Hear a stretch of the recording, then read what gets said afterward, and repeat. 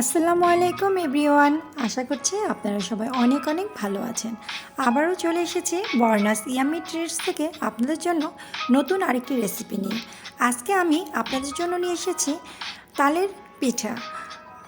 এই সিজনে তাল দিয়ে অনেক ধরনের খাবার তৈরি হয়, তো আজকে আমি আপনাদের জন্য খুব মজার একটি তালের পিঠা নিয়ে এসেছি। চলুন তাহলে আমি কিভাবে এই তালের পিঠাটা তৈরি করি দেখে নিই। প্রথমেই আমি এখানে একটা বাটি নিয়েছি। এরপরে আমি এখানে চাল ভিজিয়ে রেখেছিলাম। এরপরে চাল ব্লেন্ডার করে আমি নিয়েছি। তারপরে আমি 2 কাপ এখানে চালের সেই মিশ্রণটা দিয়ে দিচ্ছি। আপনারা এখানে চালের গুঁড়াটা ব্যবহার করতে পারেন। আমার কাছে চালের বেটারটা ছিল, তাই আমি এটাই দিয়েছি।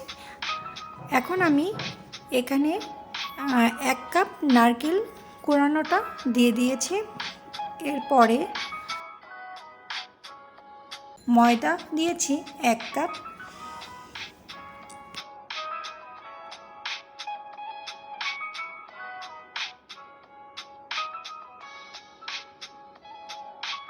এখানে 1 কাপ চিনি দিয়েছি। মিষ্টি খাবারে সামান্য লবণ দিলে খাবারের স্বাদ অনেক গুণ বেড়ে যায়।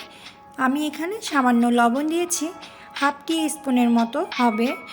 আর এখানে আমি তালেরটাকে গোলানোর পরে যে তালের রস বের হয় সেখান থেকে আমি 3 কাপ তালের গোলানো মিশ্রণটা আমি এখানে দিয়ে দিয়েছি। এখন আমি গুঁড়া দুধ এখানে দিয়েছি 1 কাপ। এরপরে আমি হাত দিয়ে ভালো করে মেখে নেব, খুব সুন্দর করে, এখানে যেন কোনো লাম্পস না থাকে। আর এটা হ্যান্ড উইক্স দিয়ে গোলানোর চেয়ে খুব ভালো হয় হাত দিয়ে ভালো করে মিক্সড করলে। এরপরে আমি আধা ঘন্টার জন্য এই বেটারটাকে ঢেকে রেখে দেব। তারপরে আমি এখানে একটা মোল্ড নিয়েছি।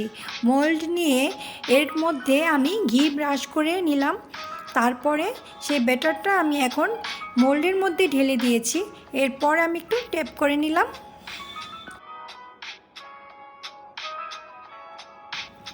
তারপর আমি চুলায় মধ্যে একটা কড়াই দিয়েছি। কড়াইয়ের উপরে আমি সরাসরি এই মোল্ড বসিয়ে দিয়েছি।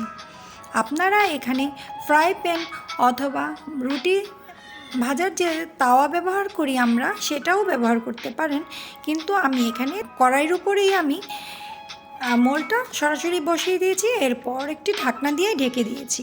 এভাবেই ঢাকতে হবে যেন কড়াইটা পুরোপুরি ঢেকে যায়।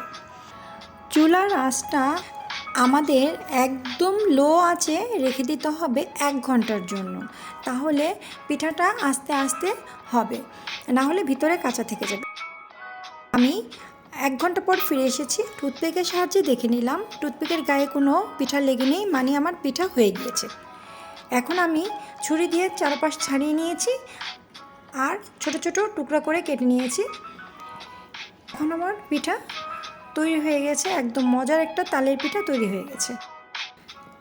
আমার এই রেসিপি যদি আপনাদের ভালো লাগে তাহলে আপনাদের ফ্রেন্ড অথবা ফ্যামিলিদের সাথে আমার এই রেসিপিটা শেয়ার করবেন আর সাবস্ক্রাইব করে আমার পাশে থাকবেন। সবাই ভালো থাকবেন। খোদা হাফেজ।